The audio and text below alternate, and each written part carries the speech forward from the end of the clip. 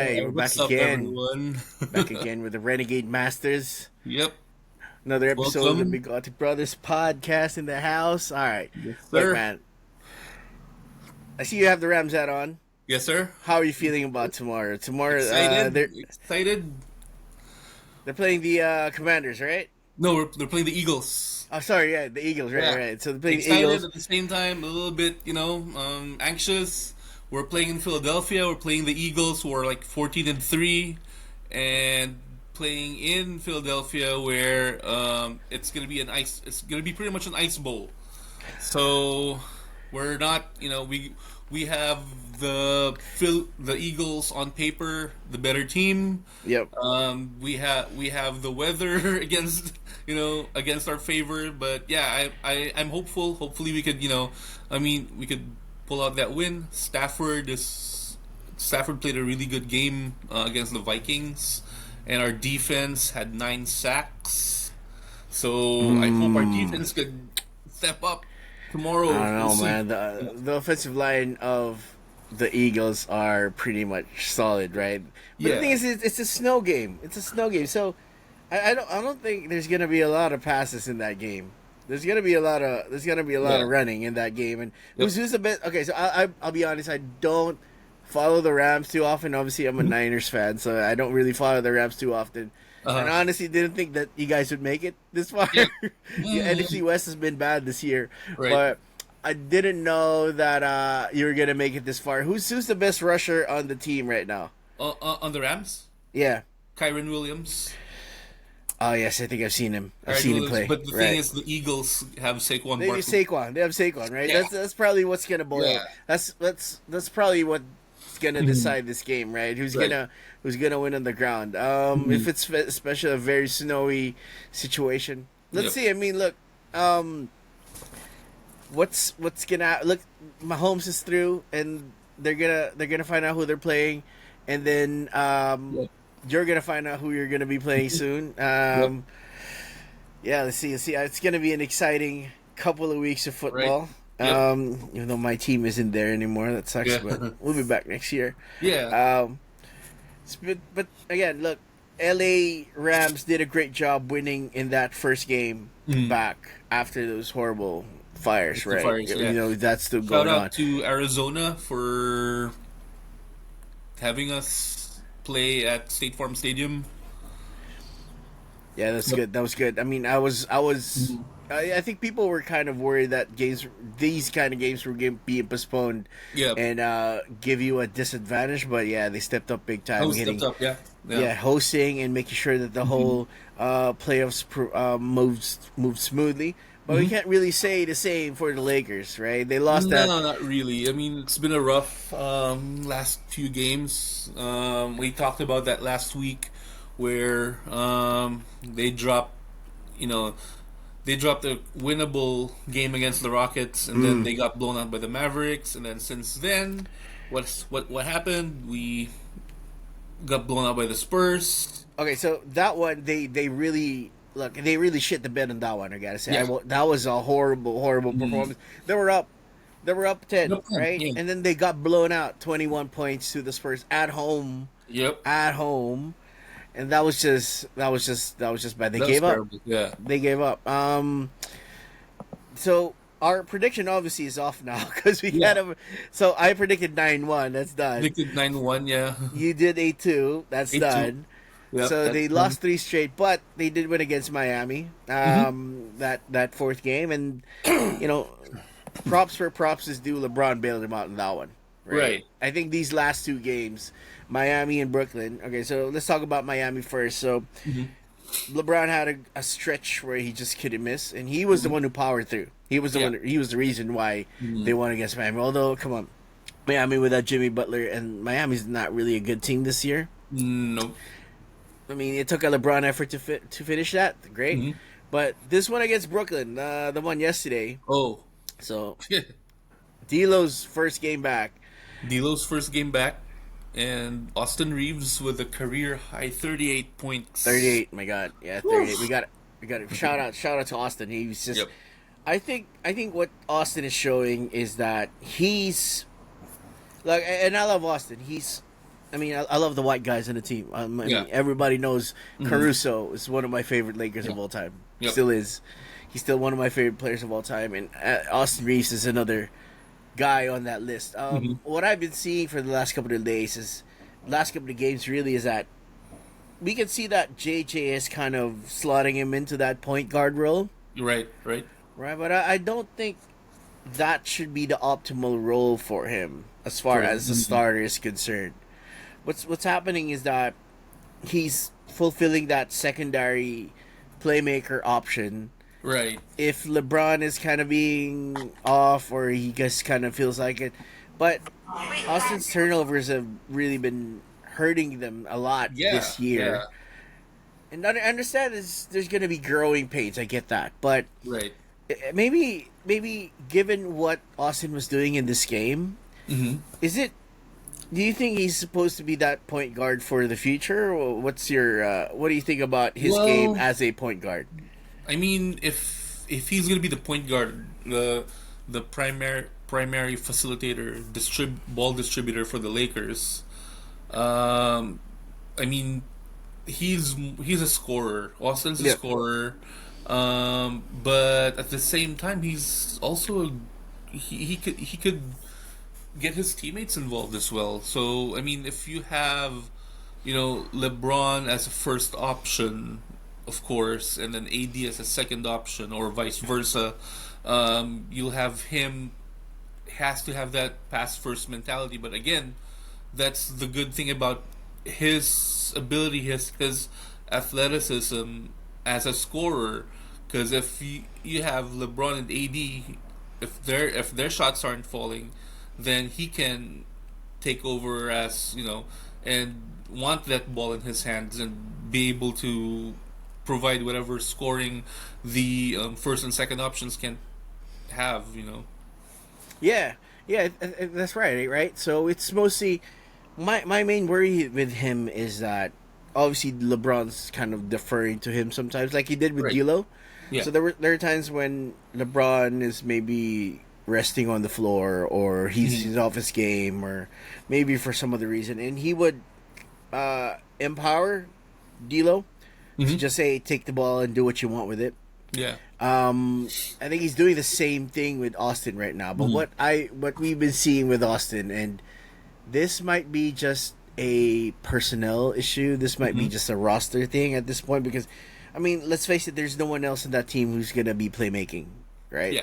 As far as the capability is concerned, right? As far as anybody's capability is concerned, the only legit playmakers on that team, as far as on-ball playmakers, are you got LeBron, obviously, LeBron. and then you got Austin Reeves and nobody else. That's Yeah. kind of how this is, especially after they've traded away D'Lo for a 3D guy. Now, Right. you only have LeBron and Austin Reeves, and maybe again, this is just a roster, a construction thing where he's being asked to do a little bit more on a playmaking side. But again, as I mentioned, there have been games where Austin has made questionable decisions with the ball, right? And maybe again, this might be part of the growing pains. This might be who he is.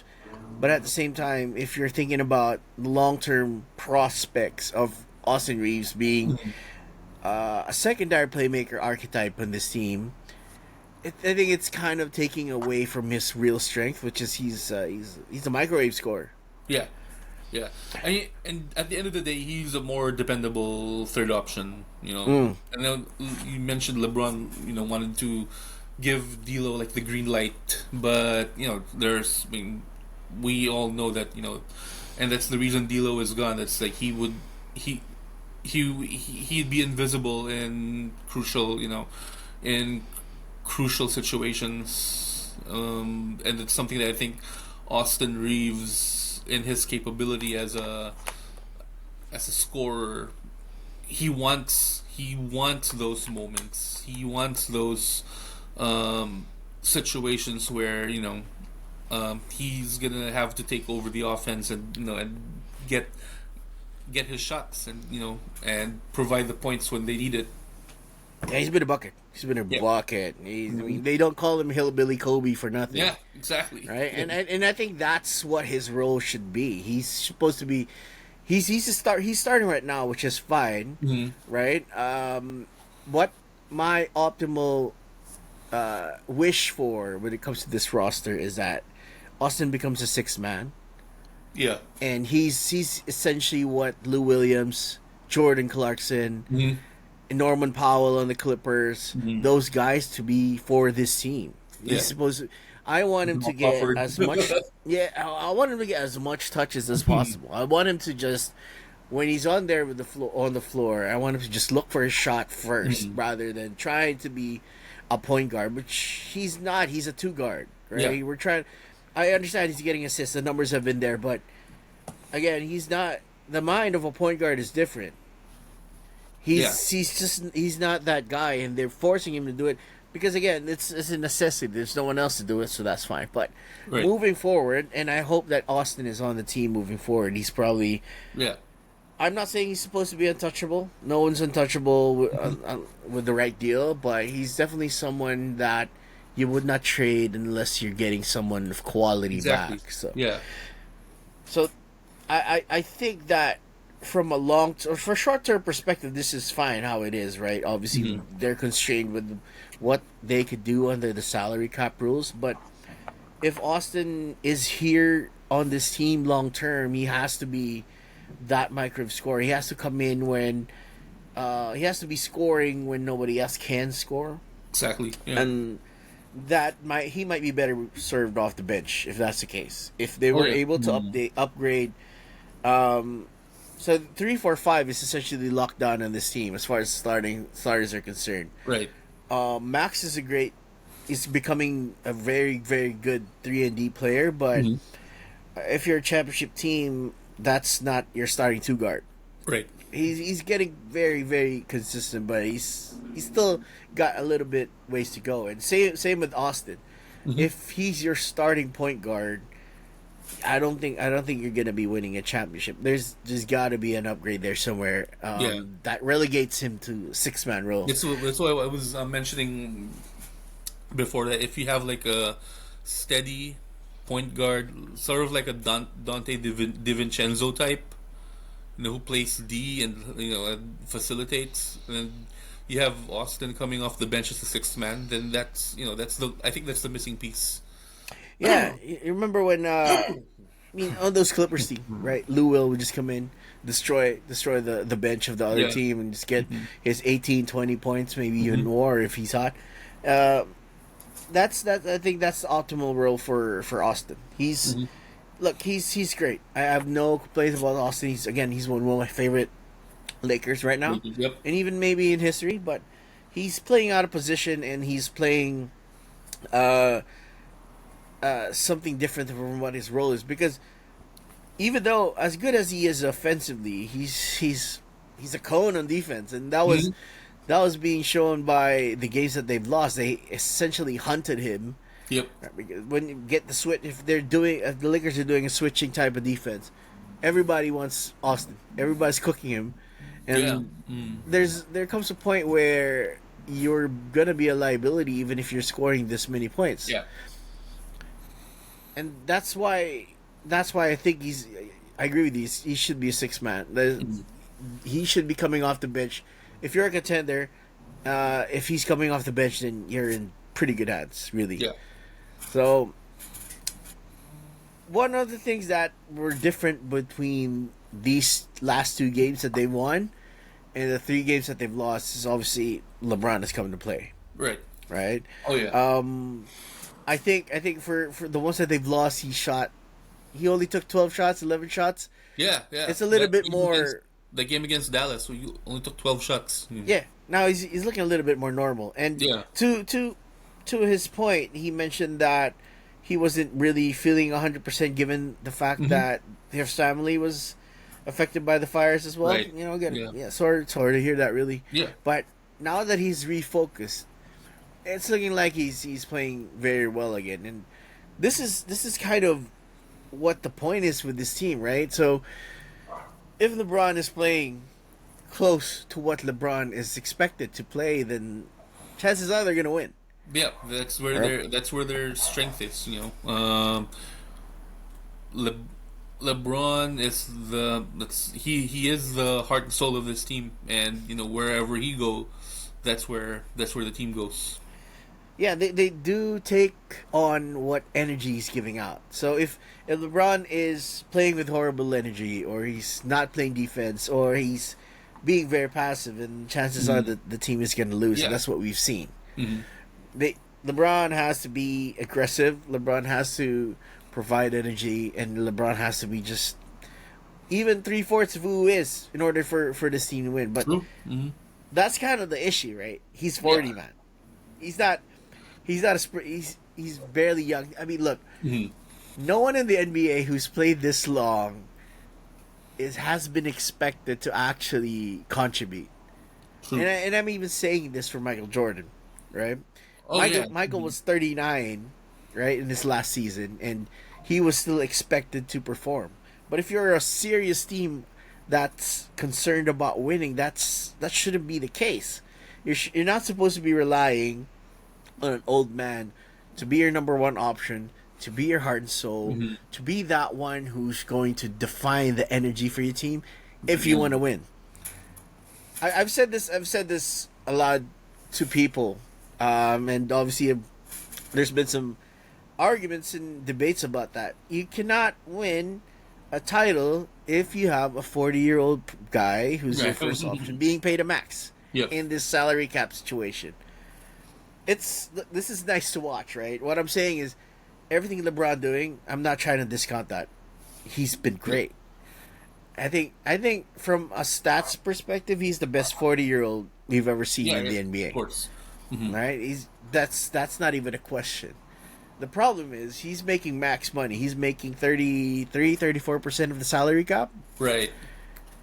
And the rules right now with the NBA salary cap is that you're essentially screwed if you're spending anything near the second apron. So for the Lakers at this point, they're, I believe, $3 million below the 2nd apron, which means that if you're, again, for people who don't understand, if you're in the second apron, the only thing you can do is sign minimum players. Yeah. It's essentially the only thing you're left to do. You don't even, I think you even lose draft picks if you're in the second apron. But the way they've structured this collective bargaining agreement and the way they've structured the salary cap is that your team gets essentially punished if you spend too much money on your salaries. So what does that mean? That means that when you're constructing these rosters, you have to maximize the value that you extract from each contract you sign. And going back to the Lakers point, you're paying a 40-year-old guy 34% of your cap. Right. The question is, are you getting 34% of your team's performance from that Return person? on investment, basically. Exactly, that's what it is, right? Are you getting your return on investment?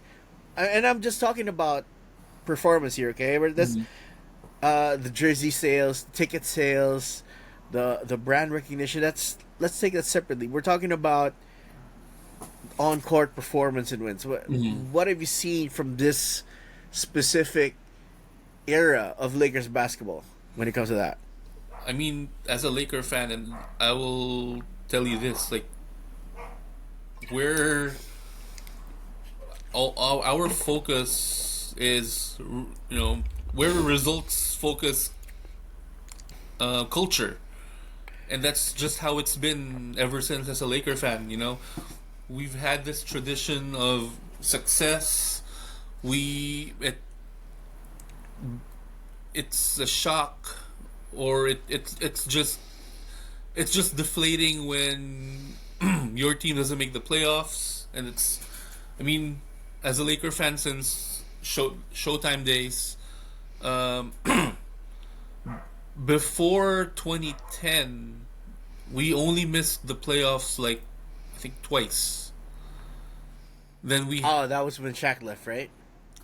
That was when Shaq left, and then 93, 94 before we got a few years before we got Shaq and Kobe. So that's right, because Eddie Jones was I think he's seventh pick or sixth pick. Eddie Jones was like 6th or 7th pick, then made the playoffs. But my point is, if the return on investment you're looking for in a player who's 40 years old, getting paid the max contract, and your return on investment standard the is titles and culture, and and having that championship mindset, we're really not getting it, to be honest. Yeah. We're inconsistent at best, where it's not a next man up team, in the sense that when LeBron is not having a good game, other players are able to step up. No, it's a case of where he goes, we go, and in those, and like you said, you're right. We can't, if a 40-year-old, I mean, even if he's the best, statistically the best 40-year-old that's ever played in the NBA to this date, but when the culture's not there, when the mindset's not there, it's just not going to translate into championships. Yeah, I think that's kind of, look, again, I gotta say that I'm not really that kind. I don't want to say I'm a hater, right? Look, I've watched LeBron since he was a rookie, and he's amazing, right? Yeah. Look, I remember I think we were in college, and they were talking about this kid who wanted to join the NBA even before he graduated high school. Yeah. I think they were trying to petition him to go to the NBA early, but I think David Stern shot it down or some reason. That was LeBron. We're talking about LeBron. That's the first time I kind of found out about him, right? And then when he got drafted, we saw all the hype, and he's I've always been in awe of what LeBron is as a player. Let's break it down, right? So he has the body of a power forward. He has the athleticism of a two guard. Yet he has the skills of a point guard. That's crazy. That's the first. I don't think we've seen anyone like that. The first mention the first time I ever heard of LeBron was, again, this high school. It was, for me, it was specifically, oh, have you seen this high school kid from Ohio? Like, he can play all 5 positions. That's what I remember. He can play all 5 positions. I'm like, oh, high school kid can play all 5 positions. Wow, that's not heard of, Yeah, he was. The hype on him is that he's a combination of Michael and Magic. Magic, yeah. And I think he's lived to that. Yes, he has lived up to that that standard of what those two set. Right. And again, I've watched him throughout his career, right? And obviously he's I don't want to say a bit. He's really in decline right now. If you look at the numbers, if you look at the impact he has on his team, statistically he's getting numbers. Yes, you're right. Yeah. I think you made a good point there.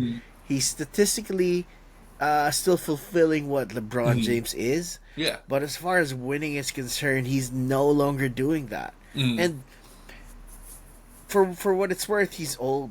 That's fine. Right. To his credit, he has evolved this game. I remember when he first started, what was the first thing that, if you were to defend LeBron, what was the thing you were going to leave him? You were going to leave his jumper. You're going to let him shoot. That was the knock on him at the start of his career. He couldn't shoot. His mechanics were off. He's not a shooter. Yeah. Yeah, that's the thing. You give him some space. He's going to take a shot. He's going to make a little bit, but most of the time he's going to miss. Yeah. That's no longer the case now. Nope. Right? The thing with LeBron now is if you leave him open, he's probably going to drill it. Make it. Yeah. Right? The drawback now is that he can no longer drive to the hoop at rim and just finish over everybody. Yeah. He used to be able to just finish through contact, the jam, or an acrobatic layup, just drive through the hoop with power, with purpose. Now he can't do that. I mean, that is fine. He still does it on occasion, but how much energy is that going to take out of a 40-year-old body? And that's the thing. His stamina is no longer there. Obviously, he's that's a normal thing for us 40-year-olds. We get tired easy, you know. And I totally get it. And this is my main problem with how he's approached things. Again, if you're talking about winning, right? There's 2 ways to approach this problem. Number 1, you just care about your own legacy. You just care about your own brand. Or number 2, you care about winning, right? So the trademark of the Lakers, and I believe this, the reason why LeBron James signed in the Lakers in the first place, the Lakers take care of their stars. Yeah. Lakers, if you're a Laker lifer, if they see you as a Laker lifer, Hmm. they will give the world to you, whatever you want. If Yeah. you're that superstar, look, Hmm. Magic Johnson, I believe you got a lifetime contract. He You know, got yeah, in was it? his I think third or fourth year, Jerry Buss like gave him a, and this was when it wasn't like multi-million-dollar salaries. Mm, He was paid, I think they gave him like a $25 million contract for 25 years. which is big at the time, It obviously. Yes, was just to mention. huge at that time. I mean, if you Yeah, look at it, it's a bad deal. it's a Again, bad deal. Look at Scottie Pippen. yeah, yeah, Scottie yeah. Pippen opted long term, and he was stuck as it because Scottie Pippen's career, astronomical growth, astronomical rise to being the top one of the top five players during that time. But his salary got stuck with a two point Yeah, sixty yeah, something million every because yeah. he opted for job security. Yes, You know. exactly. But yeah, going back to Lakers, right? They gave Magic that contract. They gave Kobe. I love Kobe. Love Kobe. Always will always love Kobe. Yep. They gave him $30 million Yeah. right after. I think he was just recovering from surgery. Mhm. They sat him down. Okay, we're gonna extend you for $30 million Yeah. a year. That's Even if also the you, thing. Yeah. Like you mentioned, the Lakers are gonna take care of their stars. Everyone's gonna agree on that except Shaq. well, look, You know. that's true. Right? He got traded though. He got traded. That's true. That's actually a good fight. I never thought of it that way. I mean, yeah, that's true. Yeah. But look, Lakers are gonna take care of their stars, and I Yeah. think that's the reason why LeBron came to the Lakers in the first place. They know Yeah. that even if he would decline, even if he Yeah. would lose his powers, they're gonna take care of it. They have done that. They have Yeah. done that. Look, And I remember, they tr- yeah, when we first got LeBron back in 2018, I remember distinctly Colin Cowherd saying that this move to LA 2018 is the third stage of LeBron's career. He's already passed the growing stage and then hit the prime stage, at Cleveland. And the third stage, Colin Cowherd says, was a mogul stage, where right. he's trying to build that legacy. So I don't know. I know he brought us a championship, but that's 2018. That's when, physically, statistically, that's when his game started to dip a little bit. But knowing LeBron, one of the greatest of all time, not gonna argue with that. Still got us that ring, and he's still there. He's still there. You know. And again, I have zero problem with them paying LeBron max money. I have zero problem with that. I think they're doing to LeBron what they did for Kobe. Yeah. That's my view on this, Mhm. right? Even though Kobe was on one leg. He just blew his Achilles. Yeah. At the time, blowing your Achilles means your career is essentially over. You're Right. done being a good, decent player, and that was Yeah. true for Kobe, right? That was true. But they gave him the contract, okay, because you're a lifer, you're a Kobe, you're a Laker lifer. We take care of you, and I believe that's the thing that enticed LeBron to sign to the Lakers in the first place. That's why we have this part now. Do I think the Lakers did the Lakers really take care of LeBron? Yeah, sure. Yeah, of They gave him a course. max contract at 40, bro. Yeah. Okay. Not only that, they drafted his son. His Bronny is nowhere near an NBA player. Yep. Okay, can we just make that clear? Bronny Yeah. is nowhere near an NBA player. He would have gotten drafted in the second round, late second round, like everybody else, sure. Right. Or he would have been undrafted, sure. They drafted him, okay. Yeah. But the kicker is they gave him a guaranteed contract. They did. Okay, Yeah. they gave him a guaranteed contract, which not a lot of second rounders in that range. So, for context, Bronny was drafted 55th out of 60, I believe, or 59. Yeah. Yep. That's a lower end. Those guys usually get training camp invites or two-way contracts at best. So for those who are not too familiar with the salary cap, two-way contracts, I believe they're separate from cap. They're not gonna. You can waive them anytime. There's no salary cap implications for that one. Nope. But they signed him to a guaranteed contract. Yeah. Okay, that means he has a spot on the roster, and he's part of your salary cap. Yeah. So you can't really waive him because he's the son of your best player. So he's Yeah. essentially untradeable. You cannot drop him. So for the 15 roster spots that you can have on your team, you can only use 12 because Right. they are occupied by the big Yeah. three. You know, not a lot of teams. Most teams have one or two guys have to have that designation. Lakers have three, and one of them can't play. Yeah. So if anybody's saying that Lakers never took care of LeBron, that's your proof right there. They just did that. Yeah. Now, they have to decide, and by they I mean it's the franchise and LeBron. What are you gonna do at this point when you're 40? Because LeBron is approaching a contract year again. He can opt out for next year, I believe. He just signed a 1+1 this off season, so they have a choice, right? Do they want to win, or are they really just content in letting LeBron ride this up? Because we're predicting that he retires after next year, right? Right. So if that's the case, then he's gonna be signing his final contract this offseason. Now, what would you like LeBron? What would you like to see in that negotiation if you're a Laker fan? Interesting. As a Laker fan, I think given the situation that LeBron is, it's not gonna translate to championships, but let's have him ride this out. Give him a farewell tour. I think that's gonna put the whole entire, not just the entire NBA, but the entire sports world, you know, that's gonna have the entire sports world focusing on Los Angeles. It's gonna be crazy, yeah. Because you know this is like one of the greatest of all time and retiring. Not just in basketball, one of the greatest all time in sport. In sports, yeah, exactly. Yeah, it's just not basketball, exactly. And it's not gonna be like, you know, it's not gonna be like Jordan's final game was almost like a whisper. You know, Kobe had a big final game. He went out with a bang, and I think LeBron's going to do the same. As a Laker fan, just for the Kobe, let me stop you there. Just for the Kobe, I remember he's not. I don't think he's going to score 60 points in his farewell tour. No, he might score 40. He might score 40. Probably, think. Yeah. Look, with that Utah game, right? With Kobe's last game, they just gave him the ball, do whatever you want. They weren't calling fouls. The Jazz were even helping Kobe. Yeah, they were helping to a point. Yeah. I'm not saying the game was fixed. I'm not saying that. All I'm saying is you can visibly see that the Jazz players were kind of, okay, we understand the moment. Yeah. We understand what's going on. Yeah. Let's give the man his flowers. Too, you know? Yeah, they're both not making the playoffs. No. Let's give this man his flowers. Let him do what he did. Right? And that's great.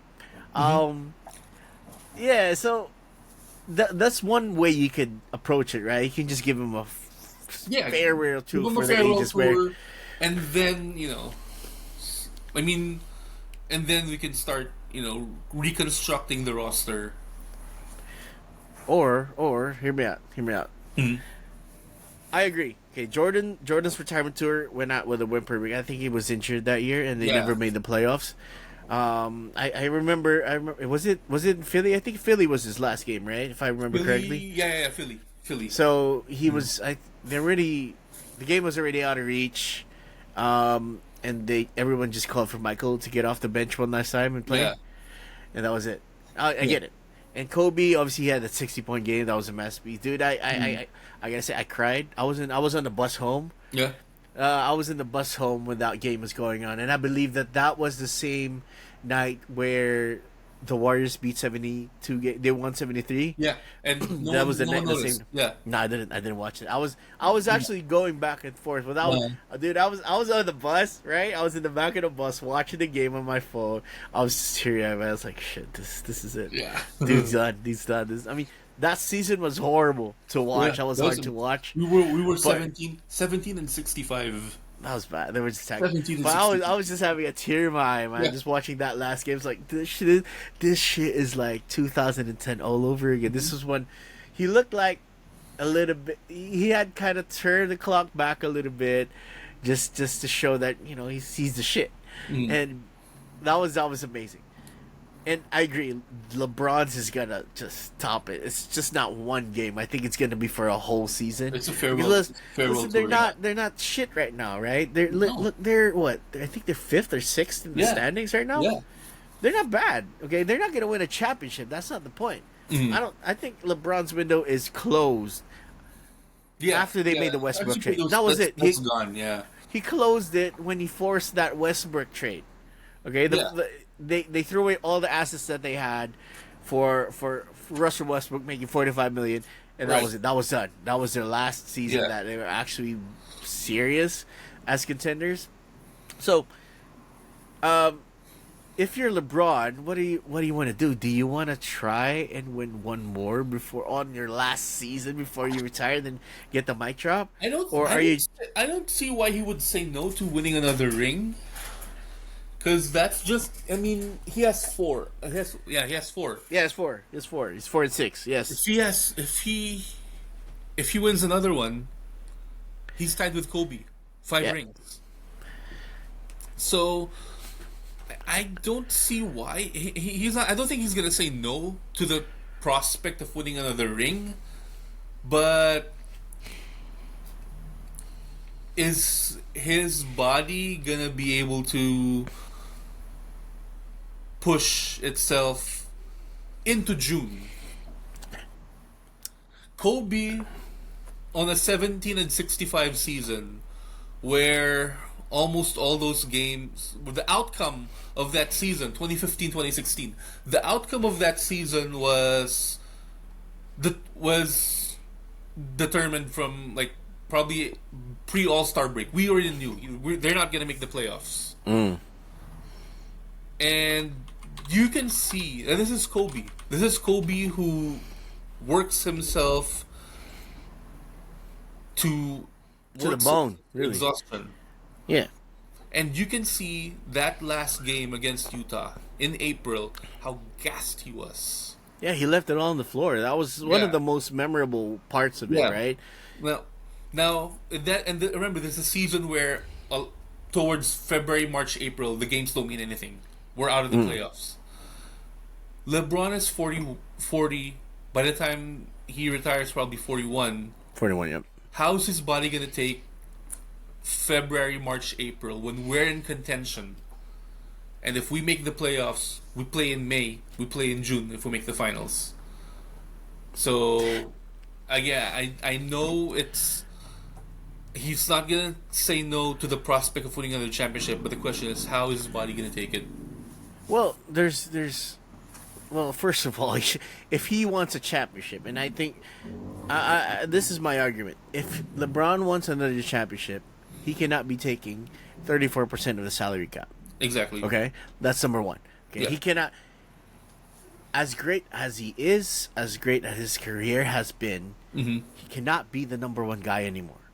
Not No. because of lack of skill. No, Because no, he no. physically can't handle it anymore. You mentioned it. His stamina's shit. Yeah. There's no way his body can stand the grind of an NBA season, or even the postseason. Do you Much remember less a playoff Yeah. run. You remember 2023? He was essentially he left it all on the floor against Denver. Yeah. He couldn't even win one game. Yeah. Okay, so that's the guy who gave it his all, came up short.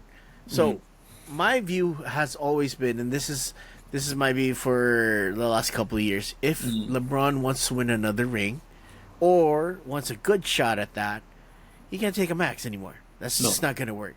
No. He has to take the same route that Tim Duncan did, the same route that Dirk Nowitzki did Right. at the tail end of their careers, right? And take a pay a cut. smaller salary, get some more help. Yeah. Exactly. Right. Yeah. They're this offseason they're coming into good cap space territory, right? Yeah. So you have expired contracts. You have Jackson Hayes expiring, Jalen Hood-Schifino, Christian Woods expiring as well, I believe, and then Gabe Vincent is going to be in the last year of his contract. Right. Rui Hachimura is going to be in the last year of his contract. There is a legitimate chance here, if LeBron wanted it, that he could take a little bit of a pay cut, maybe even more if Yeah. open up that cap space. They could reload right now to get him more help, and maybe they can make some noise in the playoffs. Yeah. That's one option. The other option you mentioned, take a full max, take your retirement victory lap. Yeah. That's it. That's fine. Either way is fine as a fan. Either way, yeah. that's gonna be fun to watch. He has nothing to lose, basically. You know? Yeah, I mean, look, Yeah. a championship or not winning a championship isn't gonna diminish what he's done. He's Yeah. depending on who you ask, the GOAT is either Jordan or LeBron. LeBron, yeah. Okay, none of them are wrong in that scenario. Yeah. So his legacy is more than secure. He's one of the greatest players, Right. not only in basketball, in sports. Sports, yeah. Okay, he's that Tom Brady level now. He's Yeah. at Tiger Woods level. Yep. Right, he transcends your sport right now. So I hope this is me. I want to see more wins. My hope is that he's gonna opt out 100%. Right. He's gonna opt out of this contract. He's gonna renegotiate it. My hope is that he just takes a discount, and the Lakers get him some help. But if not, if he takes the max, that's fine. You know, we can watch that retirement lap. It's gonna be a fun watch. It's gonna be a great watch. I think they're still gonna contend with what this roster is. They will make the playoffs. It's not gonna be. Yep. It's not gonna end like Jordan's or Kobe's, where they were just plain horrible. Didn't make it. I think they keep it as is. JJ Redick's turning out to be a very good coach, and I'm excited as a Laker fan to see what JJ does in the future. So they're in good hands, I believe. So it's just a matter of what do they want to do this offseason. Right. What do they want to aim for? Yeah. All right, that's enough about basketball. Yeah. Unless you have something else. Yeah. No, I mean, it really is. Yeah. I want to see what's gonna happen, especially these next few games. From an X and O standpoint, we'll see how Austin Reaves plays. But yeah, I mean, it really is dependent on what we do in the off season. But we're not counting this. We're not counting the season out yet. We're still gonna make a playoff run. How deep it's gonna be, we don't know. But yeah, I think that's something that we're looking forward to. We're excited for. And again, the trade deadline is 2 something weeks away. Oh yeah, there's still some things that are gonna happen. Yeah. I don't think the Lakers are gonna splurge unless it's a really big name. Right. But they're still looking in the market right now. I think they're looking for a backup center and a backup point guard. Exactly. Just to solidify this team, and who knows what's gonna happen there. Trade deadlines are crazy. Yep. And as we all know, and we don't know what's gonna happen. Yeah, we'll see. Yep. So there's still some hope for the.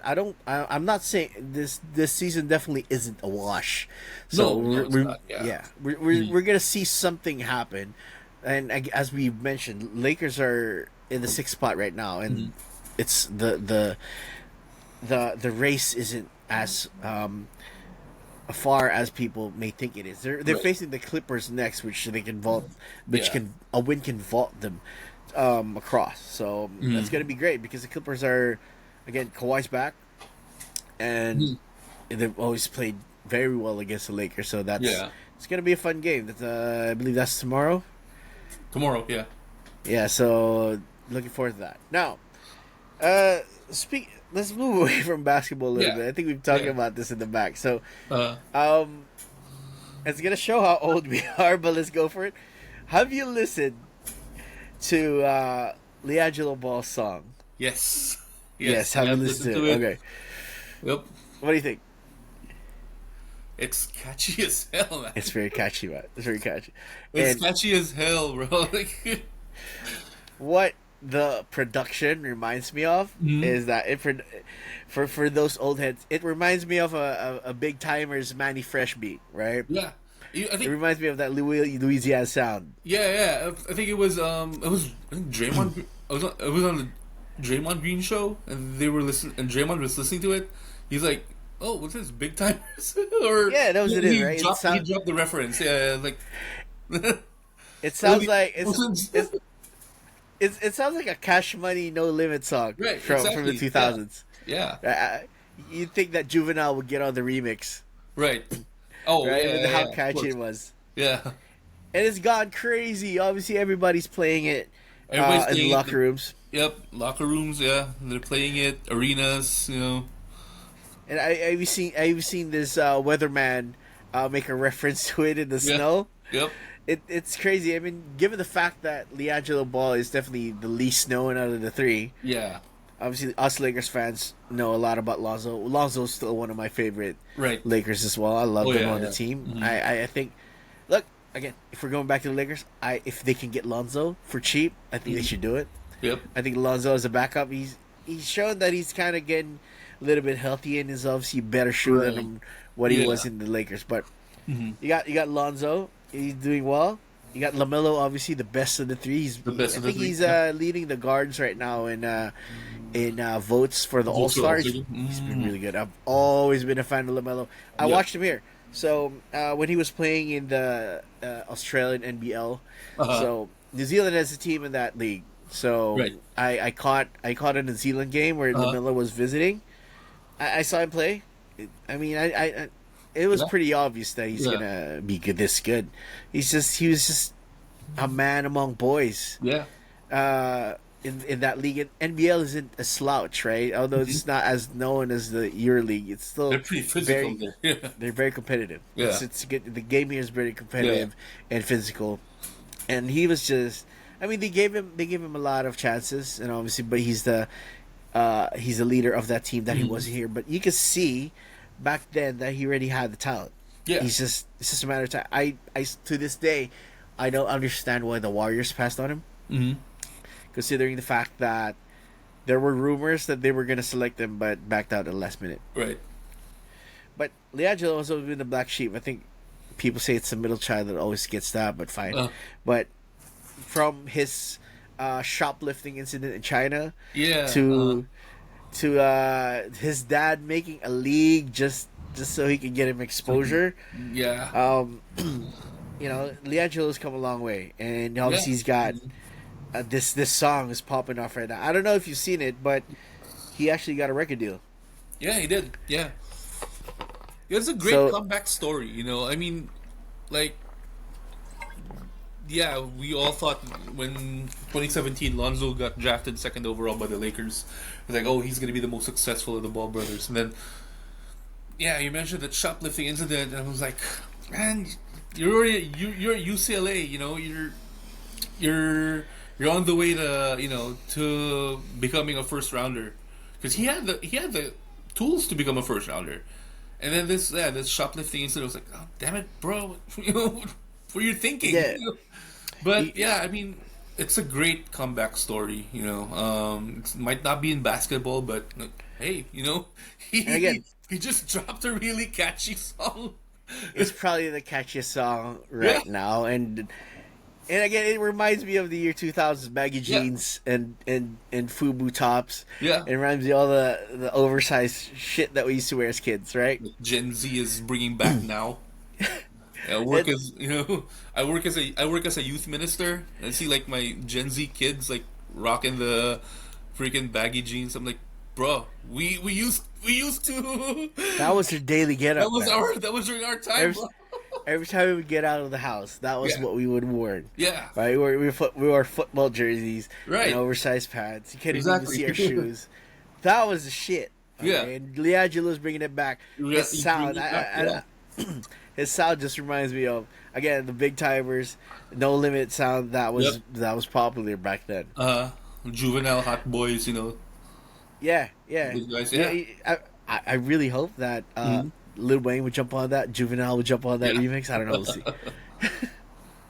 But if we want to stick on to music, and this is something that's this is really funny to me. So we all know that you're a hip hop fan. I'm a hip hop fan, and Right. just on a personal note, Mm-hmm. you're actually the one who introduced me to the genre at the early age. So there's two people influential as far as my music taste is concerned. Hip hop is number one. It always has been. Right. Ever since I discovered hip hop, it's always been number one. Right. If you go look at my Spotify now, you just gotta see hip hop everywhere. I remember when I had a CD changer in my car. All of those are hip hop, right? And there's two people that I credit for actually exposing me to that music. And one is my good friend Sam. The other one is you, basically. Yeah. I remember going to your house, right? I saw at the time. I only knew about Bone Thugs and Harmony, Tupac. Tupac, Biggie. That's it, right? Biggie, Tupac, Biggie. When I went to your house, I saw so many things. I saw DMX records.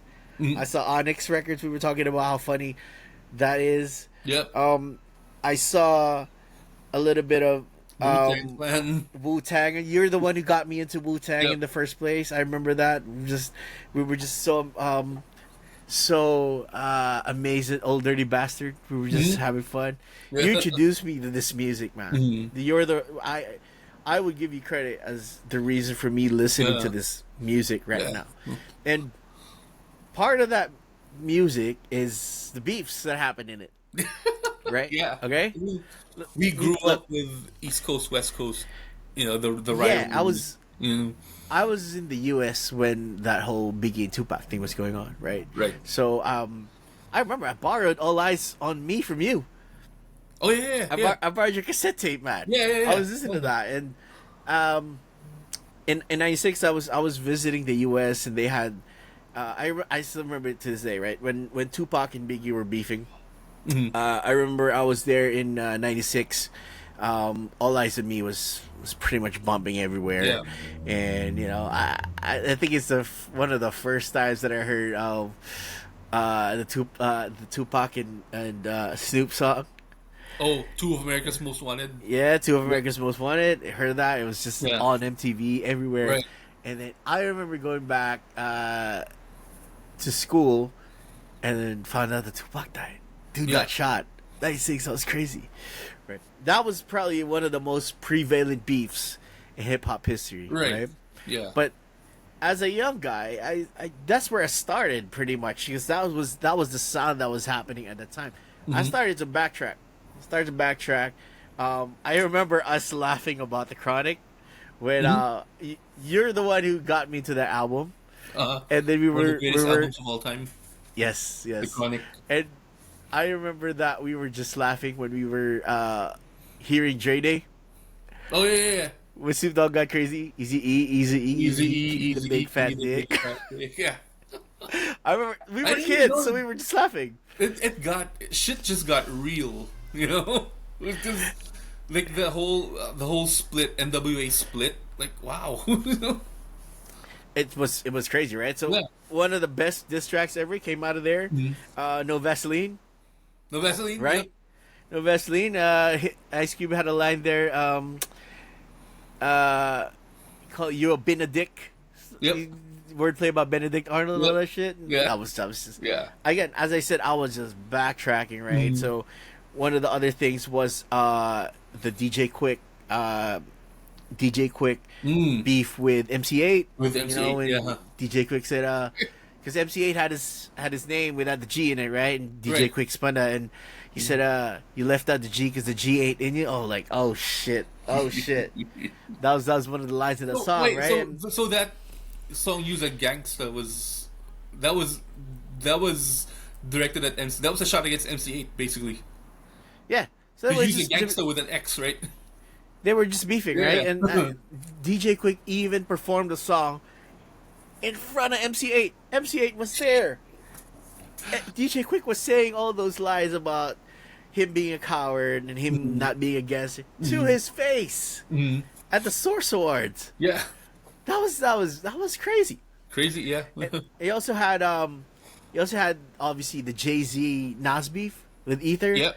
And Nas essentially saying, okay, so you named your company after a guy who died from AIDS. No, that's like what the fuck? This is wild. You know, this is crazy. Yeah. Now you got new shit, okay? Yeah. So for those who don't know, who've been living under a rock for the last couple of months, two of the most prominent artists in this time in hip hop, Drake and Kendrick Lamar, were beefing essentially. So, Kendrick basically said that Jake had another kid, blah blah blah, and Drake said, "Oh, you're so small. How much does the record label get from you? Blah blah blah." They were going back and forth, and that's been brewing for a while. If you didn't follow the beef, they've been kind of taking subliminal shots at each other for years. Oh yeah, they weren't addressing it directly, but they were kind of beefing because there was a point where Kendrick said he's the best rapper among his peers. Blah, blah, blah. He had that verse on Control that essentially said, "Okay, I'm the best rapper right now." Yeah. And I think Drake took offense to that for some reason. Uh-huh. Listen, I love Drake. Okay, I like Drake. Okay, Drake makes good music. Okay, I'm a fan of Drake, but I'm a fan of hip hop. Right. Yeah, I'm siding with Kendrick all the way. Yeah, Now, yeah. There's, I mean, as good as Drake is, like, I don't think he's better than Kendrick. To be honest, no, man. Look, if we're talking about lyricism, okay, Yeah. there's no question. There's no discussion No. to be had. Yeah, Okay, it's not even a question. Like, yeah, if we're talking about bars, if we're just talking straight bars, yeah, yeah. okay, no, Drake is not beating Kendrick. I don't know if you saw that video where Drake was on Funkmaster Flex's show, and what Funkmaster Flex does with the guests on the radio is that he gets into freestyle, right? And Drake was freestyling with a fucking BlackBerry in his face. He was just reading it off the phone. Like, man, you can't even memorize the shit. You got to do that. You know? Okay, so look, again, I like Drake's music. I don't know if you've listened to Take Care, his album, but that's probably one of the best albums that I've ever heard of in my life. Interesting. Okay, if you're a fan of hip hop, Take Care has probably got to be in that list of those essential albums you should listen to. It's just great. Right. All right, but the thing with Drake is he used to be known as this kind of soft R&B rapper, Yeah. which I don't think there's anything wrong with that. To be honest, there's nothing wrong with that. That's your niche. Yeah. Right, go for it. Right, you're a ladies' man. You're a pimp. Yeah. That's cool. Yeah. Where Drake kind of went astray, and I'm getting to my point in a bit. Yeah. So Drake started out as this kind of ladies' man rapper. He was talking about girls. He was talking about being with girls and all that. He had a great line actually in one of the Young Money songs. He's talking about he's talking to two girls. Are you into girls like I am? Let's be honest. He said it. That's just like the line, man. Yeah. Good. Are any of you girls out there into girls like me? Let's be honest. Like, what the fuck, man? That's just smart. Okay, Yeah. that was what song was it? That was Every Girl. So Every Girl, yeah. the Young Money song, Every Girl. I just wanna fuck every girl in the world. Okay, but yeah, he had that punchline laid down. He in his early career, he would just have songs where he had this punchline. I think he had this. I don't recall the exact bar, but he was talking about referees and jackpots and all that shit in one of his earlier songs. He's great at these punchlines, and he's great about talking about girls. That's fine. Okay, there's nothing wrong with, again, he's singing on the hooks of his songs, and he's actually made one of my favorite songs from Drake is his collaboration with Alicia Keys. Right. It's called Unthinkable. And the sound of that is so. If you're a fan of Kanye, you're probably gonna appreciate it, because this is when Kanye kind of was going through the whole emo hip hop thing, where he was just singing over Donda era. The 808s, the 808 Heartbreaks era. Oh yeah, 808. Yeah. So that's kind of, Heartless. I think that kind of they kind of made this kind of rap popular. This kind of emotional R&B rap, which Drake is really good at, by the way. So he just, that's what Take Care is essentially as an album. Yeah. A lot of down tempo beats, a lot of him rapping about his emotions, and that's fine. I think he kind of succumbed to that machismo part of hip hop where you just gotta be a man, just gotta be all this stuff. But Drake had a good sound going on, right? He had that sound. But then he transitioned over to being, okay, I'm a mafia boss. I'm tough. I'm from the streets. Yeah. You know, I'm talking patois. I'm this hard guy, right? Yeah. Okay. Now, where we at in this beef is that Kendrick Lamar essentially called Drake a pedophile. Let's brass tacks. Right. He called him a pedophile. He said, how you talking about trying to strike a chord, and it's probably A minor. That was the line of the song that if you played Kendrick Lamar's Not Like Us, that's the line that's gonna get hits, right? That's gonna, I mean, when you first heard it for the first time, you're gonna know that. Now, that's them beefing, right? They're going back and forth. Drake's alleging that Kendrick beat up his girlfriend, blah blah blah, Right. and then Kendrick came out and said you're a pedophile because he's had this. This is documented, okay? For from a background perspective, Jake has kind of shown tendencies. I'm not saying he is a pedophile, but I mean, dude, he was texting Millie Bobby Brown when she was 14, 15. Why are you doing that, man? You're not supposed to be doing. You're a 30-year-old guy, yeah, bro. You're not supposed to be texting teenagers. Okay, Super red flag there. All right. I mean, you're trying to be R. Kelly or something. Nah, man. That's not the way. So, Kendrick essentially called him a pedophile on wax. And again, take note, Not Like Us is one of the most popular songs in the last year. Yeah. It's being played a lot.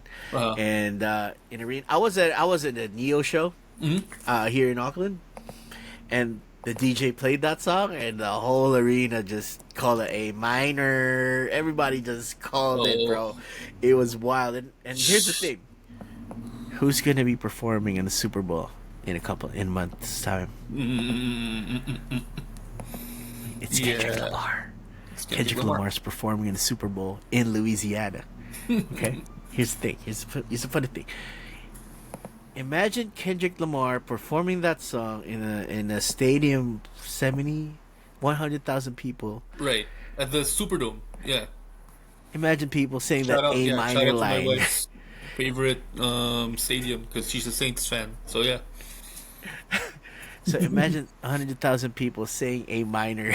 Imagine. Oh God. Okay, imagine that. Now, the funny thing about this is Drake, during that Super Bowl performance, Super Bowl is in February, right? Drake's gonna be in this side of the world. He's gonna be touring Australia and New Zealand. Oh. Around the Super Bowl, he's not gonna be in North America, and he's probably just trying to stay away. Yeah. Sorry, Drake, but people know that song here too. But here's the okay. Here's the kicker about all this. Drake filed a lawsuit saying that the record. So they're both part of Universal Records, both of them, him and Kendrick. Right. Right. So Drake just filed a lawsuit against the record company for saying that they promoted Kendrick Lamar's song, calling him a pedophile. He sued for defamation. What do you think about that as a fan of hip hop? Jeez, like I'm not a lawyer, but no, just as a fan of the music, as a fan of what the music stands for, and all the beefs that you've listened to throughout the years. What do you think about this move from Drake? I mean,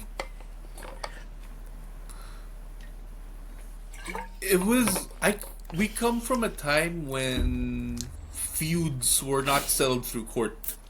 I mean, example, what happened to Big and Pac, Bro, Tupac's first line in that song is, "That's why I fucked your bitch, you fat motherfucker."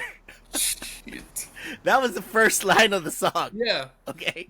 So, I don't know, I mean, it's kind of, I don't know, him going up and, and taking this matter to court is like basically you crying to your teacher because your seatmate just instead of like standing up for yourself. But come on, man, like if this shit is true, like Drake, man, lay off that shit. It's not right, Imagine if Biggie and if Biggie sued Tupac because he said he fucked his wife. Imagine if he did that. Yeah, it's not gonna happen. No, it's not. I mean, look, hip hop is about credibility, right? It's about bravado. It's about an edge, right? And the thing with Drake is that he never had that edge to begin with. Right. Right? He started out as a rapper who was fun to listen to, right? He had his niche again. Here we go, and this Yeah. is why I mentioned it early. He had his niche, right? He was talking to girls. He was coming up with these witty one-liners. Right. He's emotionally rapping. Mm-hmm. That's cool. That's nothing wrong with it. I think it's Yeah. great. Yeah. I love Kanye's 808 album, and we can Yeah. talk about this in another episode. Mhm. Kanye's one of my favorite guys, Right. but that him injecting emotion into hip hop, I think that opened up a whole new subgenre for people, and Drake was really good at that. Yeah. So you can't really beef with Kendrick's a lyricist. He's one of the greatest rappers ever. Yeah. If you're gonna go and sue him for that, why are you even participating in the first place? Yeah. Exactly. You know, that doesn't make sense, right? We didn't grow up in that kind of hip hop, and I think it's just maybe it's him trying to save his reputation a little bit by not. I think it's saving his reputation, honestly, because like again, like the allegations that Kendrick are, the allegation that Kendrick is referencing, these are serious allegations. Like this could land you like 20 minimum. Yeah, You know, but even if yeah, so I think he's trying to. I think the reason why he's suing is, yeah, his reputation definitely, because and I mean from a legal standpoint, again, I'm not a lawyer, but you only, I think, in a sense that he's suing because he wants people to think he's the victim, you know. But again, we don't know because we don't know about the allegations. But even if even if it's not true, bro, you shouldn't be freaking texting Millie Bobby Brown. no, you shouldn't be texting that. Nah, that's just bad. Wrong on so many levels, bro. Me personally, you know what I think? I think this isn't about that at all. I think it's just about he's trying to get the song outlawed. Is what he's trying to do, I believe. Like banned. Not really. It's more of I don't want to say canceled or whatnot. I think he's trying to. My view on it is that if Kendrick performs this song in the Super Bowl, which is gonna be replayed over and over again for years, he's gonna have everybody in that arena and all around the world call him a pedophile. Yeah.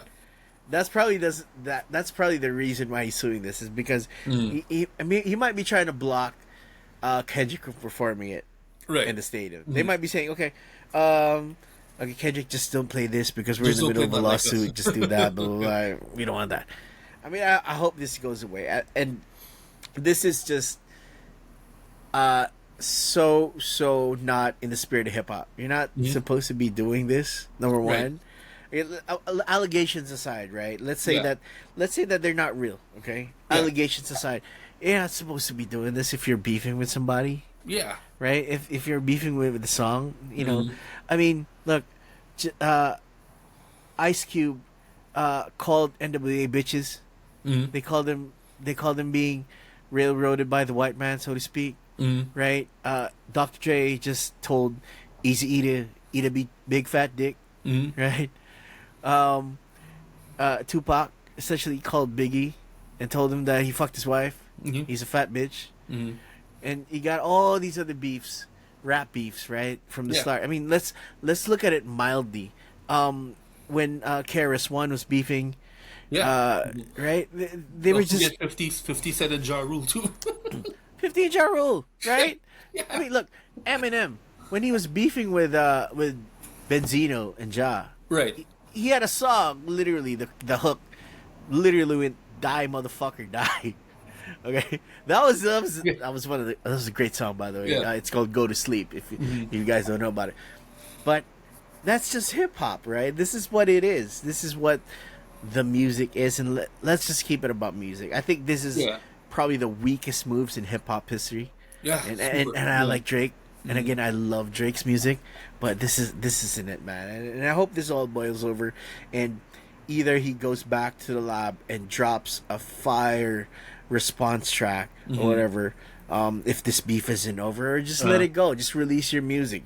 Just release the stuff that you're good at. It doesn't have to be.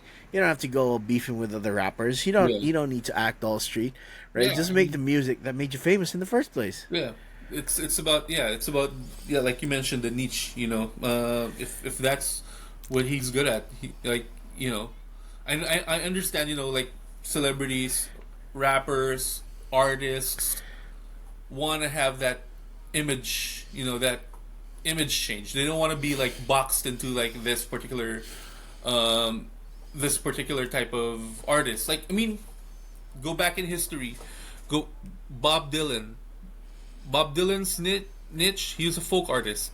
He's an acoustic guitarist. He plays the harmonica. He released album after album after album of folk music, protest music, and then he shows up at the Newport or folk festival with an electric guitar, and naturally people get pissed off. So I understand that artists change. They want to evolve with their sound, with how they're perceived. But I don't know. It's just the way it comes off as Drake being all gangster. It's not just working as well as Drake, it feels the fake, man. emotional rapper. It feels fake. It feels fake, and that's the it thing. feels fake. Yeah, that's feels what fake. it is. Right. And to be honest with you, I honestly stopped listening to this stuff after that. I mean, look, Take Care is one of my favorite albums. His EP So Far Gone is really good. Thank Me Later was a good debut. That was good. Right. But those the rest of his albums afterwards, they're kind of been spotty. He's trying to be. He's always trying to be someone he's not, and it's affecting his music, and it's hard to listen to. Conversely, like Ja Rule. Ja Rule started out as hard. Yep. And then he toned it down. He toned his game down and became a ladies' man. Which is fine. He made some. Again, He pulled it off, right? It was great, dude. That's how. Yeah. On a quick side story. So, we were in Macau for a Pacquiao fight. Don't ask me how I got there, but we walked into this bar, right, because there was a pre-fight party that was going on. We just wanted to have drinks, and we were there, and dude, we ended up seeing Ja Rule. We ended up seeing Arnold. Yeah, dude, I saw Arnold Schwarzenegger literally walk inside the bar. Wow. And this is true. This is a true story. We were just having a drink at the bar, right? And then all these celebrities started filtering in. I saw Sly Stallone in there. I saw Ja Rule there. He ended up performing in that bar for a couple of minutes. I wasn't there because I had to go back to the room with my wife. But he ended up performing his hits. That was cool. But the highlight for me, I met Dave Chappelle that night. He was really cool. A funny guy, great to talk to. But the highlight of the night was me I had a glass of whiskey, right? I was with my brother. I had a glass of whiskey. I literally saw Arnold Schwarzenegger walk in. He had military fatigues on, full body. He had a cigar in his hand, and he had two chicks on his side like this. He was just walking around the clubs like, this is the most Arnold shit I've ever seen in my life. If it was ever to see Arnold Schwarzenegger in the flesh, this is what it should look like. And it's what it was. That was great. But yeah, I mean, look, Ja Rule did it. He made some hits. He made great hits, man. Even to this day, we bump Ja Rule. And, it's just how it. I think Drake should just go back, make some hits, and stop. Make some hits, It's gonna boil over. I think it's gonna boil over. He just picked a fight. I think that he couldn't win. Kinda. Yeah. Kendrick's a rapper. He's a lyricist. Okay, he's an artist. I think he kind of knows that if they had to settle it with a rap battle, no way he's not gonna win. Dude, he already lost. Okay, when Kendrick, I don't know. Look, I don't know how you got across the beef, but I remember just refreshing YouTube and Twitter around that time when they were dropping songs, because they were just dropping songs out of nowhere, right? So Kendrick dropped a song called "Meet the Grahams," Uh huh. and he was essentially talking shit about Drake Uh huh. to his family members. So each verse of that song was him talking to Drake's family members Uh-huh. about Drake. All right, so that's great. But then, the same time, I think a couple of hours later or something like that, he dropped "Not Like Us," Uh huh. which was a club banger, man. That's the reason why Yeah. it's great. It's because the diss song itself can be played in the radio, can be played in a club. It's upbeat, Yeah. and that's why these diss songs work. Mhm. Hit 'Em Up worked because it was just Catchy. a club song, Yeah, right? It club was a song. club Yeah. song. It had a great beat. Yeah. Ether worked because it was just a club song. It was hard. It was Yeah. it just went hard. I mean, Yeah. look, even Jay-Z's Takeover was good. Okay, so Yeah, yeah, yeah. I mean, Ether is just on a different level, obviously, but Yeah. you can't tell me that Takeover wasn't good as well. The beat was great, right? Um, and Not Like Us is for the clubs, man. Mhm. It's not just for. It's also for the radio. Yeah. Okay, it's just that's the thing. I think that's the thing that damaged Drake the most is because a diss track this damaging and this big Mhm. can be played on the radio for people to just listen. Yeah. I saw a children's party. There's a video, a children's party. They were rapping, Oh my god. Not Like Us. Wow. And obviously when A minor hit, it was that was just crazy. So I think that's I hope they get back to music. Okay, I'm a big fan Yeah. of both artists. I love Kendrick Lamar. I love Drake. I just hope they just get back to the music. This beef Yeah. is done. Drake lost it. All right, that's it. Yeah. You should just move on and just Yeah. make music. Yep. Okay, we got sidetracked a little bit with the music, but I think it's due Let's for us to redo make a this. music Yeah, episode yeah. in the Yeah. future. Definitely. But there's a lot yeah, more. There's a lot more we can discuss with regards to music and specifically hip hop. There's a lot of there's a lot of art. That's the beauty of hip hop music. It's art. It's poetry. It's creativity. At its. I think the wordplay and the wordplay and the lyricism of hip hop, that quality of art is on the same level as the improvisation when it comes to jazz. It's right. it's And- beautiful. It's beautiful to It is. listen to. It is. And that's it, right? So when you have a great lyricist and you have a great producer going together, Uh-huh. that's just poetry, man. I mean, Yeah. we can talk about this all day. I think we should dedicate a full episode to this. Yeah. I know you've kind of diversified in your musical tastes as Mm-hmm. we've grown older.